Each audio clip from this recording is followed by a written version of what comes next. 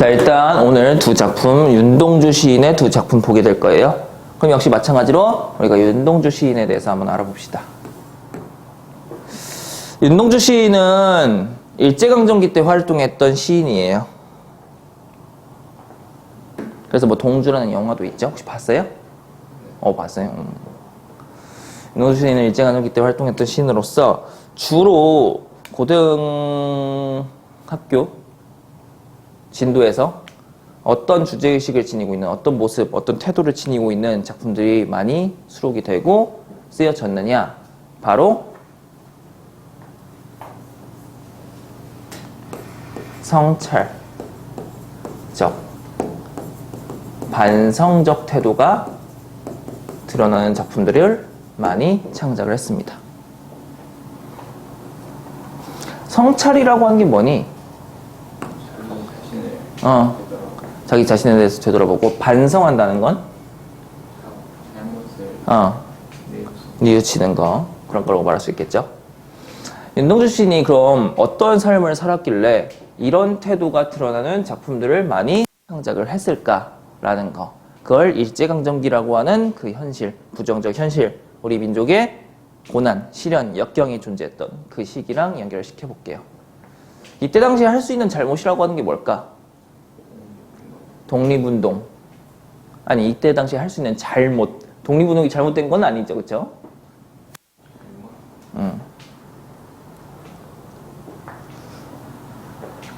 지식인으로서 이때 당시 할 수 있는 잘못. 강한 잘못, 뭐 잘못의 어떤 정도를 얘기해 보자면, 강한 잘못은 뭐 일제에 친일하는 거. 그러진 않았고요. 그런 건 아니고, 적극적으로 우리 민족의 독립과 광복과 주권 회복에 대해서 적극적으로 저항하지 못하는 자신의 모습에 대해서, 자신의 태도에 대해서 성찰하고 반성하는, 이렇게 사는 것이 과연 나의 옳은 삶인가에 대해서 성찰하고 반성하는 그러한 주제의식을 지니고 있는 작품을 많이 창작을 했어요. 그래서 오늘 배우게 될 자화상이라는 작품과 뒤에서 배우게 될 쉽게 쓰여진 시, 둘 다 그러한 주제의식을 지니고 있는 작품입니다. 그래서 자화상 같은 경우는 비상안이라고 해가지고 비상출판에서, 비상출판이 교과서 2개 있거든? 안, 영, 저자의 이름에 따라서 나눠지는 건데 내용도 살짝 다르고, 부천고 간다고 했죠? 생각한다고 했죠? 부천고 1학년 교과서에 나오는, 부천고가 비상교과서 채택하고 있거든. 그래서 거기에 1학년 교과서에 나오는 작품인데, 아까 그러한 태도, 자신의 그러한 삶에 대해서 반성하는 거예요.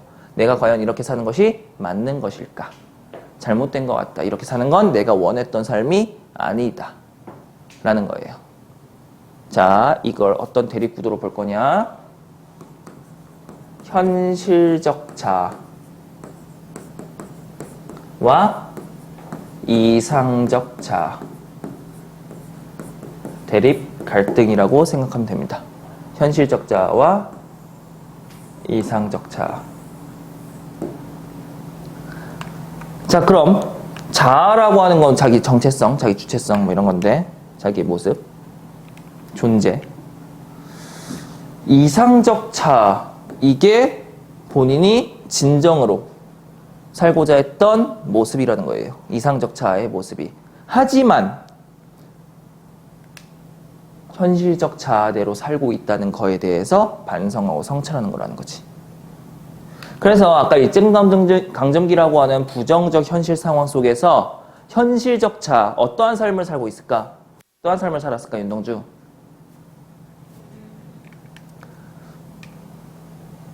자, 그럼 그러한 상황 속에서, 그러니까 이상적 자아부터 얘기해보자. 독립운동하는 거. 우리 민족을 위해, 지식인으로서 우리 민족 위해 내가 무언가를 하고 우리 민족의 무궁한 발전, 이런 것들을 위해서 내가 뭔가를 하면서 사는 것이 내가 본인이 바랬던 이상적 자아의 모습이었을 거예요. 하지만 현실은, 그럼 일제강점기라고 하는 부정적 현실 속에서 우리 민족을 위해선 뭘 해야 돼? 그 우리 민족을 해방시켜주고 우리 민족이 우리 민족의 자유 이런 것들을 회복하기 위해서 뭔가 본인이 노력을 하고 그러한 노력하는 삶을 살아야 할 텐데 그러지 않고 현실에 안주하고 순응하는 그러한 자신의 모습에 대해서 반성하고 성찰하는 작품을 창작했다고 보면 됩니다. 그리고 그러한 이상적 자아대로 살지 못하고 현실에 순응하면서 현실에 안주하면서 그렇게 편안하게 본인만 그렇게 살고 있는 자신의 모습이 너무나도 부끄럽고 못났다고 느끼는 그런 태도가 윤동주 시인의 작품에서 공통적으로 많이 느낄 수가 있다는 것이에요. 오케이? 자, 그래서 이 현실적 자아와 이상적 자아의 갈등 같은 표현들 말해줄게요. 이상적 자아, 현실적 자아. 자, 현실적 자아와 같은 표현 현상적 자아. 현상이라고 하는 건 현상, 겉으로 드러나는 거죠. 그쵸? 그래서 현상적 자아가 현실적 자아와 같은 이상적 자아는 뭐 본질적 자아라고 할 수 있고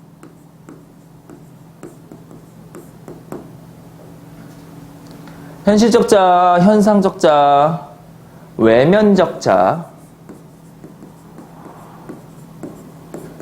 이상적 자아는 그럼 반대로 내면적 자아라고 말할 수가 있죠.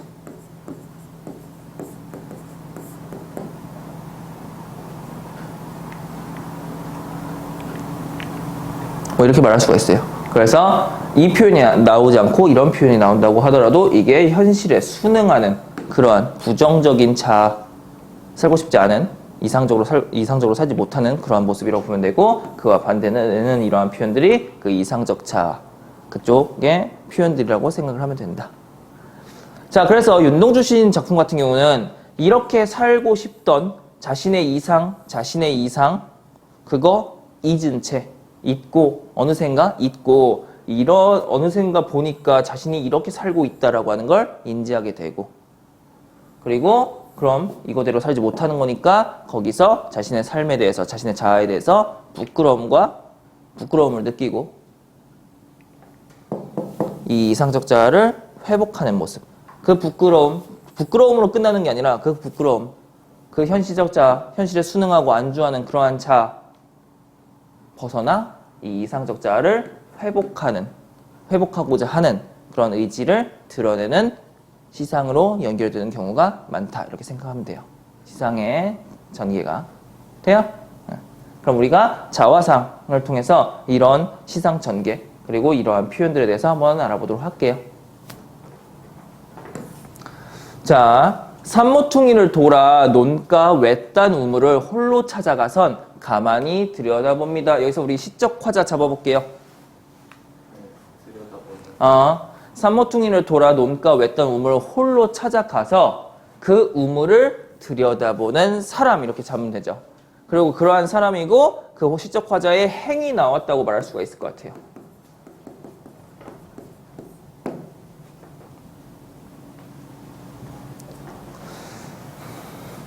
그래서 첫 행에서 우리가 화자 잡았는데 제목 볼게요. 현대시에서 제목 중요하죠. 자화상이 뭐예요? 자기 얼굴, 자기의 모습을 그린 그런 거라고 생각하면 될 텐데 내가 나의 모습, 거울이 됐든 나의 모습을 그려서 나의 얼굴을 직면한다는 건 어떤 의미가 있을까? 성찰. 그러니까 내가 나를 직면함으로써 나에 대해서 생각해 본다는 거예요. 우리가 어떤 사람을 보면 그 사람에 대해서 어떤 생각을 하게 되죠. 어떤 사람을 또 다른 사람을 보게 되면 그 사람에 대해서 생각을 하게 되죠. 내가 보통 때는 나를 볼 수가 있어요? 나는 근데 늘 성찰을 하죠. 바로 여기 내가 있으니까. 그쵸? 내가 나를 직면하게 되는 순간 나를 뭐 한다고 말할 수가 있을까? 객관화한다고 말할 수가 있어요. 왜냐면 A라는 사람, B라는 사람 다 내가 객관적으로 바라보는 대상들이지.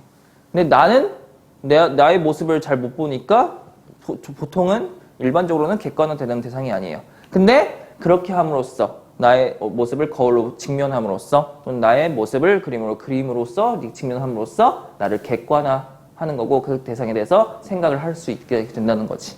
그치? 그래서 그런 거울의 이미지 또는 나의 모습에 대해서 객관화하는 그런 행위, 그러한 표현들 나오면 기본적으로 뭘로 가도 좋다? 시적화자 자기 자신에 대해서 성찰하는 그런 행위를 하고 있다. 성찰하는 태도를 지니고 있다. 이렇게 가면 된다는 거예요. 오케이? 객관화 시킨다는 거. 자, 그래서 여기서도 우물이라고 하는 우물 알아요? 뭐 고여 있어요? 물 고여 있죠? 그 물에 우물을 들여다보면 뭐가 비추겠어요? 나의 모습이 비추겠죠. 이 우물이 거울의 이미지로서 사용되고 있는 거죠.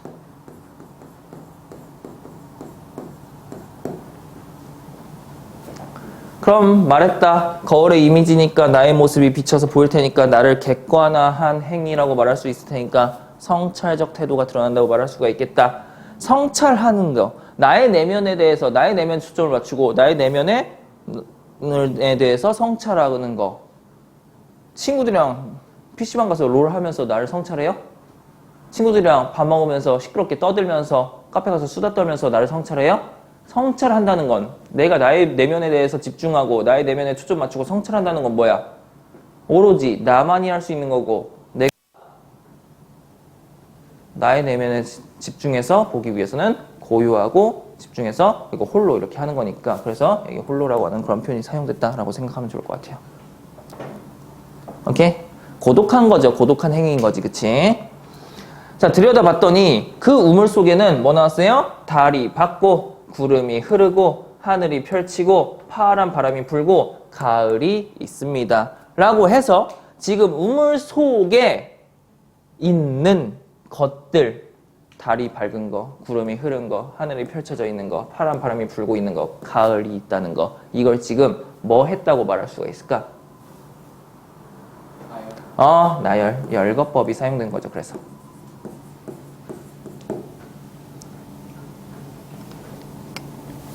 자, 중요해요. 열거의 의미에 대해서 한번 얘기해 볼게요. 열거한다는 거. 자,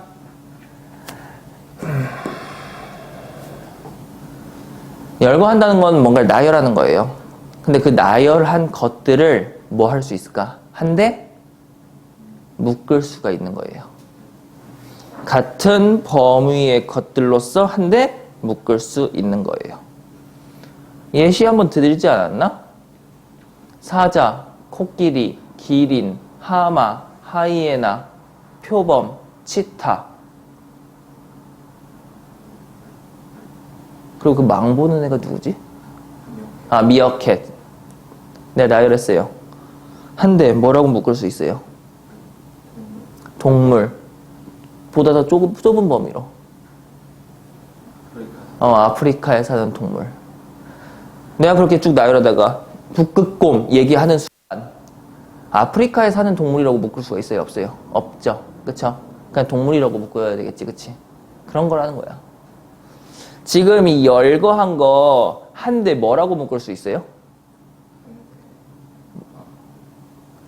우물 속에 비추는 것들. 우물 속에서 보이는 것들이라고 묶을 수가 있죠. 그쵸?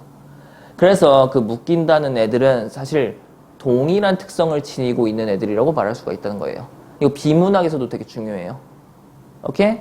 예를 들어서 아까 사자, 코끼리, 치타, 하이에나, 미어캣. 그 다음에 석훈이가 태어나서 처음 들어보는 이름.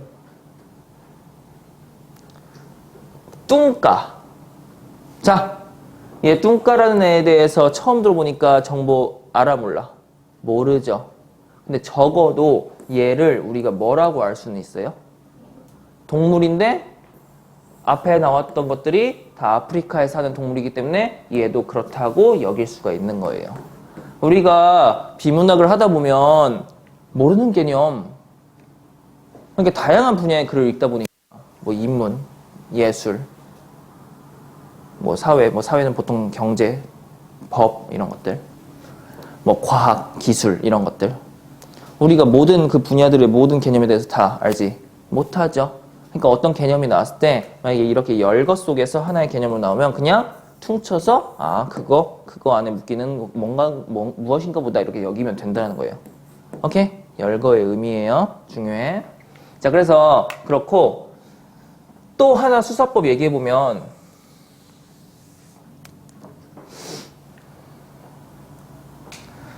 무엇이 어떻다, 무엇이 어떻다, 무엇이 어떻다, 무엇이 어떻다, 무엇이 어떻다 라는 무엇이 반복되고 있어요.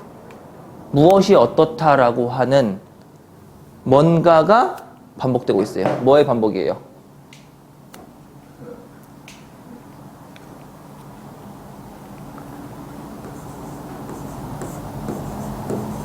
무엇이 뭐 어떻다.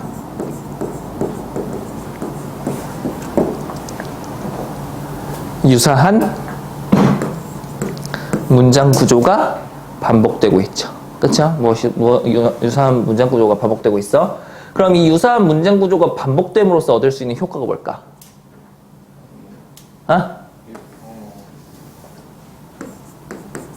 반복은 내가 크게 뭐 얘기하냐면 운율 형성이랑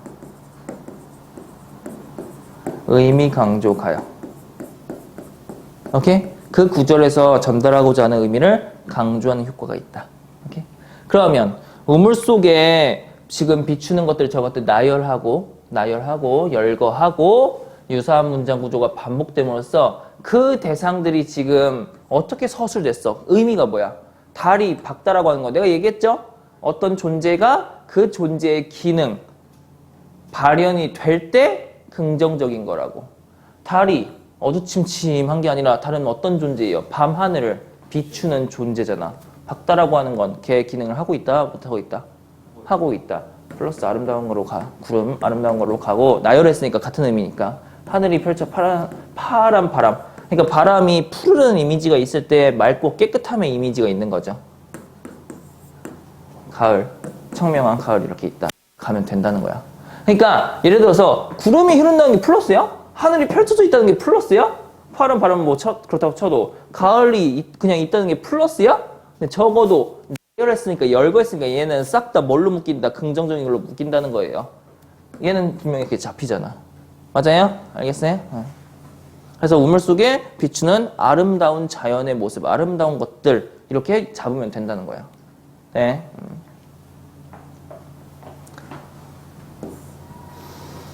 그리고 유사한 문장 구조니까 뭐 고 이렇게 됨으로써 그 동일한 연결 어미를 통해서 운율이 이제 형성되고 있다고 말할 수가 있다는 거고.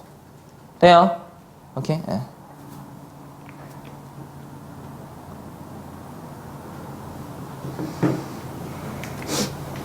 그리고 이거 하나 더 얘기할게요. 자, 우리 이거 어떻게 써요? 파란이라고 써요. 이걸 파란 이렇게 쓴다는 건 문법적으로 잘못되었다.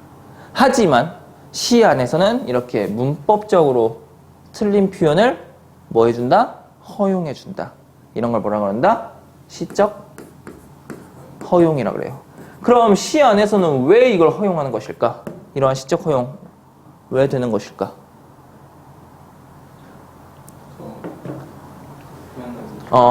그냥 파란 하늘이라고 하는 것보다 아주 파란 하늘 하면 그 파람의 정도가 어때요? 더 파랗게 느껴지죠. 그 파랗다라고 하는 그 시어의 의미를 더욱더 강조해서 표현할 수가 있다. 그리고 작가가 괜히 이렇게 표현한 게 아니라는 거죠. 그렇죠? 그 바람이 파랗게 느껴진다, 맑고 깨끗하게 느껴진다라고 하는 그 의미를 강조하기 위해서 이렇게 썼을 거라는 거죠. 이 작품은 시인이 표현하고자 하는 바, 이 시인이 이 시를 통해서 전달하고자 하는 바를 전달하는 애초에 갈래기 때문에 시인의 의도가 반영되어 있는 것은 당연히 시인의 의도를 우리가 존중해야 되는 거죠. 문법적으로 틀렸어. 파란이라고 써야 돼. 라고 하면 안 된다는 거죠. 시인이 표현하고자 하는 바를 표현하기 위해서 이렇게 표현했는데 그걸 우리가 무슨 자격으로 고쳐? 그쵸? 자, 그래서 두 번째 내용까지 봤고, 자, 그리고 한 사나이가 있습니다. 자, 얘네들 나열했어. 그리고 우물 속에 비추는 거, 한 사나이도 지금 비추는 거고, 우물 속에 있는 거예요. 같이 나열하면 되잖아. 근데 얘는 따로 떨어져서 놨어요. 그러니까 이게 결국 그 한 사나이가 누구의 모습이겠어요? 그 우물을 들여다보는 그 사람의 모습, 자기 자신의 모습이라는 거야. 근데 얘는 얘네와 같이 있는 게 아니라 이렇게 행을 달리해서 따로 떨어뜨려 놨어. 그럼 얘네 이 한 사나이와 이 자연, 아름다운 자연이 같은 결이다, 다른 결이다? 다른 결이다. 이 사나이는 어떻게 보인다? 어떻게 보인다고 나왔어요? 미워져 돌아갑니다. 미워 보인다는 거예요. 그리고 자기 자신의 모습이고 자기 자신이 밉다는 건 뭘 느낀다? 자기의 현실적 자아에 대해서 부끄러움을 느끼고 있다는 거예요.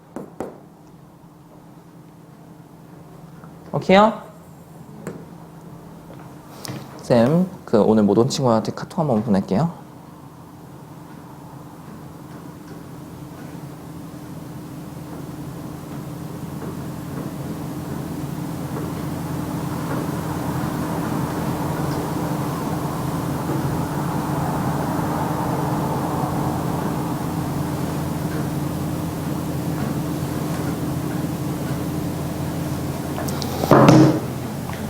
그래서 그 사나이가 미워져 돌아갑니다. 그래서 행위, 들여다보는 행위 다음에 미워지는 감정, 정서 때문에 돌아가는 행위를 하는 거죠. 오케이? 돌아가다 생각하니 그 사나이가 가엾어집니다. 가여워졌대. 그 사나이가 아까 미워져서 돌아갔던 그 사나이가 가엾어졌대. 그래서 불쌍하고 가엾어지니까 또 어떤 행위를 해요? 도로가 들여보니, 다시 가서 들여다보니인 거예요. 그래서 이 작품은 정서와 정서에 따른 행위 연결이 중요해요. 아까 미워졌다라고 하는 정서, 감정 때문에 어떤 행위를 했어요? 돌아갔죠. 그러다가 어떤 정서 나왔어요? 가엾다라고 하는 가엾음의 정서, 동정, 연민의 정서 느껴지니까 다시 어떤 행위 했어요? 도로 가서 들여다봤어요. 그렇죠? 사나이는 그대로 있습니다. 그대로 있어. 그럼 여기서 아까 그 사나이가 미워졌는데 내가 그 미워하는 그 사나이가 왜 가엾어졌고 왜 동정과 연민? 이 작품 윤동주 시인이 자신의 어떠한 삶의 모습, 현실적 자아의 모습에 대해서 부끄러움을 느꼈다고 했죠. 그 현실적 자아의 모습은 뭐였어? 나의 우리 조국과 민족을 위해서 사는 것이 아니라 그저 이 부정적인 현실 속에서 나의 편안하고 안락한 삶에 안주하고 순응하는 그 자신의 현실적 모습에 대해서 부끄러움을 느끼고 있다고 느끼는 시인이었다고 했었죠. 그렇죠? 근데 내가 그렇게 사는 게, 내가 그렇게 현실에 순응하고 그렇게 그냥 체념적으로 안주하면서 사는 게 사실 내가 그러고 싶어서 그러는 게 아니라는 거죠. 그렇죠? 어떤 그 뒤에 쉽게 쓰여진 시에서 나오는데 부모님의 피땀 어린 이제 일본에서 유학을 하거든. 근데 그 학비하라고 보내주신 돈봉투 누구 생각하면 내가 이렇게 사는 게 맞아? 부모님 생각하면. 그리고 또 시대적으로 내가 뭔가를 한다고 해서 내가 이렇게 사는 게 부끄러운, 내가 일본에서 유학 생활을 하고 그렇게 공부를 하는 게 부끄러운 이유는 평소 같으면 그냥 크게 부끄러운 일이 아닐 수 있는데 일제강점기라고 하는 부정적 현실, 그런 시대적 현실이 날 그렇게 만든 건 아닐까. 그러니까 내가 그렇게 우리 조국과 민족을 위해서 나의 이상대로 살지 못하는 건 사실 이런 시대적인 배경 때문에 어쩔 수 없는 건 아닐까라고 하는, 그렇게 살 수밖에 없는 자신의 어떤 삶에 대한 한탄, 운명에 대한 한탄, 뭐 이런 것들이라고 말할 수 있을 것 같아요. 느낌 와요? 네. 그래서 가엾어진 거야. 동정 연민인 거야. 내가 그렇게 살고 싶어서 사는 게 아닌데 내가 너무 미워만 하고 하는 건 아닌 것 같다. 좀 불쌍하다. 그래서 도로 가서 들여다보니 사나이는 그대로 있다. 그대로 있으니까 뭐해? 아까 미운 모습 그대로 있으니까 다시 그 사나이가 미워져 들어갑니다. 그래서 다시 어떤 정서? 미움의 정서. 어떤 행위? 돌아가는 행위. 돌아가다 생각하니 그 사나이가 그리워집니다. 어쨌든 나잖아. 내가 나를 버릴 거야? 아니라는 거예요. 그리움의 정서. 그래서 그리움의 정서가 느껴지니까 또 뭐 하겠어? 우물 속에는 이렇게 나왔어요. 그럼 다시 돌아가서 다시 들여다봤다는 거죠. 우물 속에는 달이 밝고 구름이 흐르고 하늘이 펼치고 파란 바람이 불고 가을이 있고 추억처럼 사나이가 있습니다. 자, 이번엔 이 사나이가 앞에 나왔던 그 아름다운 자연물들과 같이 나열되어 있죠. 같이 열거되어 있죠. 그럼 이 추억처럼 사나이라고 하는 것은 추억처럼 있는 사나이라고 하는 것은 부정적인 존재, 미움의 존재, 부정적인 모습이 느껴지는 존재가 아닌 긍정적인 모습이라는 거죠. 아까 앞에서 미워져 돌아갔지만 그 사나이가 그리워졌다. 내가 나를 버릴 거냐고. 아니라고. 그러면 밉지 않기 위해서는 그 대상에게서 뭘 다시 되찾아야 돼? 긍정적인 걸 다시 되찾아야 돼. 긍정적인 걸 보려고 해야 돼. 자, 나는 지금 현실적 자, 현상적 자아대로 살고 있는 나의 모습, 부정적인 현실 속에서 체념하고 순응하고 안주하고 있는 모습은 분명히 부정적인 내가 미워하는 부끄러움을 느끼는 그러한 모습이지만 그 대상에게, 그 존재에게, 나라는 존재한테는 뭐가 있어요? 이상적 자아가 분명히 존재한다는 거야. 그 이상적 자아를 다시 회복하는 모습. 그래서 이러한 현실적 자아, 현상적 자아 그런 것들에 대해서 극복하고 이상적 자아를 회복하기 위한 의지가 드러난 표현이라고 말할 수가 있다는 거예요. 무슨 말인지 알겠어요? 그래서 추억처럼 사나이가 있는 거야. 그냥 있는 게 아니라 추억. 내가 과거에 현실에 타협하고 현실에 물들기 이전에 존재했던 나의 본질적이고 근원적인 자아를 발견한 모습인 거예요. 회복한 모습이야. 무슨 말인지 알겠어요? 그래서 이렇게 같이 나열함으로써 동떨어져 있는 게 아니라 아까 앞에서는 그리고 한 사나이가 있습니다라고 해서 그 한 사나이를 아름다운 것들과 분리함으로써 그 한 사나이는 미움의 대상, 부정적인 대상으로 본 반면 이건 같이 열거해가지고 긍정적인 아름다운 존재로서 쓰이고 있다는 것이죠. 무슨 말인지 알겠어요?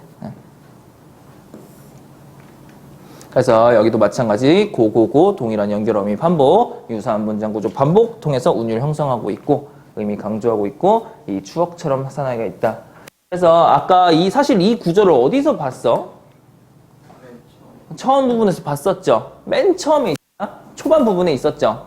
그래서 초반 부분의 어떤 표현과 유사한 표현이 동일하거나 유사한 표현이 마지막에 배치되는 거. 이걸 뭐라 그럴까?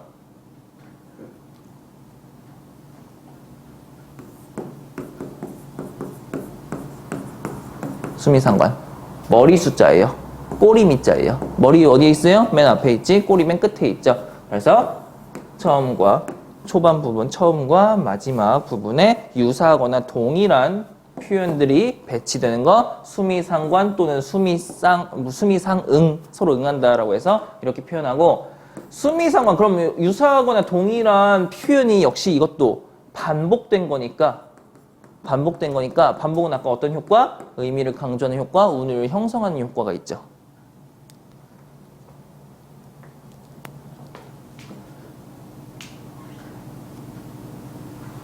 그리고 동일한 게 이렇게 배치되면 구조적으로, 형태적으로 안정감이 느껴져요.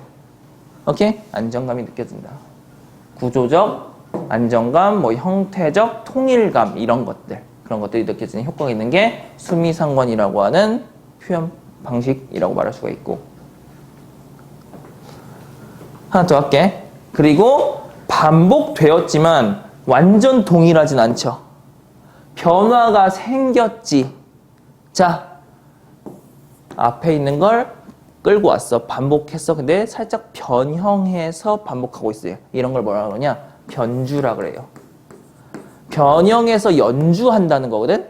근데 이제 문학에 쓸 때는 변형해서 표현한다 이렇게 생각하면 돼요. 아까 앞에서는 말했다시피 아름다운 것들 쭉 나열하고 이것과 대조되게 그리고 한 사나이가 있습니다. 한 사나이는 그렇게 아름답지 못하다. 근데 이걸 어떻게 변주했어? 이렇게 아름다운 것들 쭉 나열하고 이 사나이 역시 그 아름다운 것들과 같이 있다라고 표현을 함으로써 같이 함께 있다라고 표현함으로써 이렇게 변주함으로써 이 사나이가 더 이상 앞에서처럼 부정적인 대상이 아니라 긍정적인 대상, 시적 화자에게 있어서 긍정적인 대상으로 변했다라는 걸 보여주는 거라고. 그 의미의 변화가 생긴 거라고. 괜히 변주한 게 아니라는 거예요. 돼요? 오케이. 그래서 이 변주라고 하는 거 뒤에서 쉽게 쓰여진 시에서도 살펴볼 수가 있어요. 자, 그리고 아까 말했던 윤동주 시인의 전반적인 시상 전개에 있어서 그 흐름 다시 한번 살펴볼게. 초반에는 본인의 현실적 자아 발견해요. 그러니까 현실적 자아를 이제 발견한 거. 내가 어느 순간 내가 이렇게 살고 있구나를 이제 느끼는 건 평소에는 사실 그걸 못 느끼죠. 그냥 그렇게 사는 게 당연하니까. 근데 어느 순간 어떤 게 계기가 돼서 나의 현실적 자아를 발견하게 돼? 성찰. 그쵸? 나에 대해서 생각해 보는 거. 그쵸? 그러니까 현실적 자아를 발견하고 이거에 대해서 성찰하는 거예요. 그런 다음에 뭘 느껴요? 부끄러움을 느껴요. 이 부끄러움을 느끼는 게 이 작품에서 어떻게 표현이 되어 있는 거예요? 그 사나이가 미워지는 거예요.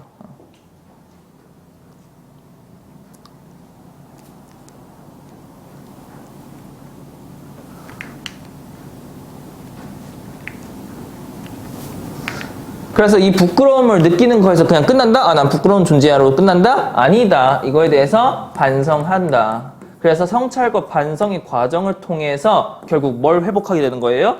이상적 자아를 회복하게 되는 거예요. 이런 구조로 되어 있다고 많이들. 윤동주 시인의 작품. 오케이?